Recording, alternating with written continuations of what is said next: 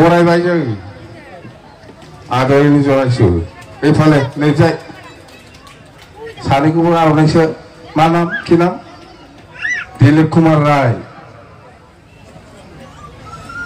सानसोरां औवारी नामाथ' मोजां नामथ' ভাল আৰু কোন আছে বিএসইউ আছে নাকি বিএসইউ আছে প্রেসিডেন্ট সেক্রেটারি ব্লগর আপনি সেক্রেটারি প্রেসিডেন্ট কোড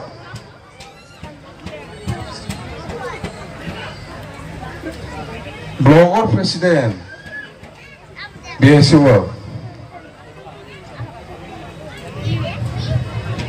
আর নাই সবাই লাভে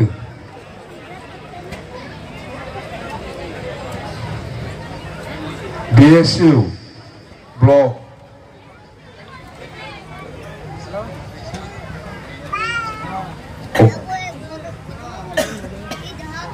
सबै आर'नाइसो बेनो होबाय दे প্রেসিডেন্ট সেক্রেটারি তো ইলেকশন লৈকে ইহঁতেই থাকিব চেঞ্জ কৰা নহ'ব এতিয়া যেহেতু ইলেকশন ওচৰতে আছে ইহঁতৰ প্ৰেসিডেন্ট সেক্ৰেটাৰি আমাৰ বিএসইউ প্ৰেসিডেন্ট সেক্ৰেটাৰি ফেৰেনৰ প্ৰেসিডেন্ট সেক্ৰেটাৰি ওমেনৰ প্ৰেসিডেন্ট সেক্ৰেটাৰি হাৰা জিকাটো ইহঁতৰ হাতত হয় না নহয় হাৰিলেতো আকৌ আৰ'নাই পাব জিকিলে কিন্তু বেলেগ বেলেগ হ'ব হাৰিলে আজিতো আৰ'নাই দিছো হাৰিলে হাৰা পিছত হাৰিলে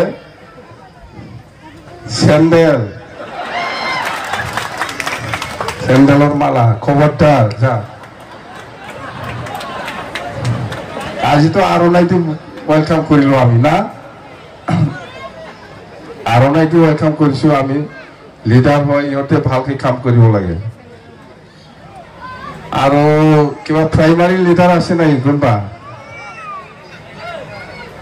কিবা কবরডনা ভিতরে আমাদের এই বিপিএফের ভিতরে আবার বিপিএফ সরকার আসবে বলে আশা রাখা আমার বক্তব্য আমি শেষ করলাম ধন্যবাদ বিপিএফ জিন্দাবাদ বিপিএফ জিন্দাবাদ হাগ্রামা মহিলারী জিন্দাবাদ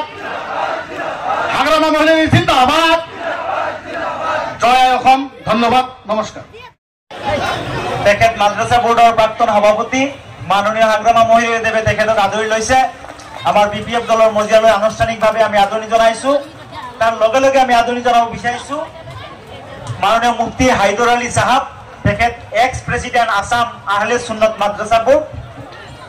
তেখেতক আদৰণি জনোৱা হল এতিয়া আমি বিচাৰিছো আনোয়াৰ হুছেইন ডাঙৰীয়া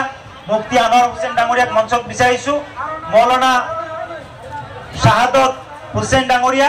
মুফতি মঈন ৰাজা ডাঙৰীয়া মৌলানা আনোয়াৰ বক্স ডাঙৰীয়া মৌলানা সাদ্দাম ডাঙৰীয়া মৌলানা আবুল হাসিম ডাঙৰীয়া আৰু মৌলানা আজিজুল নামিদ ডাঙৰীয়া এখেতসকলক আমি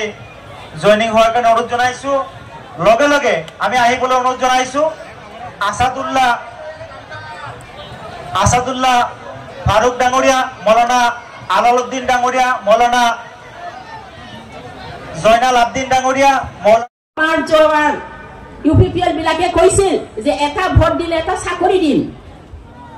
পাইছে জানো এটা ভোটত এটা চাকৰি পাইছে জানো চাকৰিটো দিবই পৰা নাই তাকো তেওঁলোকে লগত আত্মবিশ্বাস নাই কাৰণ প্ৰমোদ বড়ো ডাঙৰে 2020 চনত আমাৰ বিটিসি অঞ্চলৰ ৰাইজক যি ধৰণে